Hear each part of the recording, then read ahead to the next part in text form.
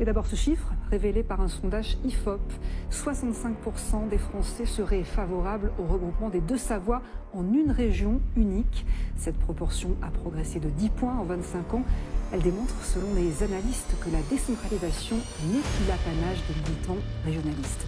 Dans un sondage, 51% des habitants des deux départements se sont prononcés pour et 65% des Français.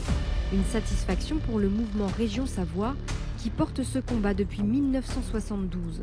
Je crois qu'il y a aussi un phénomène général qui est partagé ailleurs en France. C'est qu'il y a un ras-le-bol de ce centralisme. Il y a aussi une perception vis-à-vis du globalisme, de la mondialisation. On arrive en bout de course, on voit qu'il y a des choses qui ne vont plus.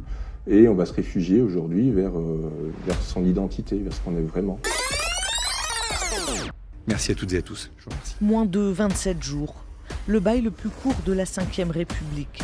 Sébastien Lecornu quitte Matignon 12 heures à peine après avoir nommé son gouvernement. Le modèle français n'existe plus. Tout le monde fait tout.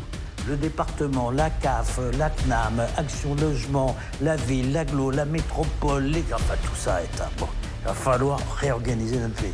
Ou on revient à un système centralisé, où on sait qui fait quoi, ou on va dans l'autre système qui est un État fédéral.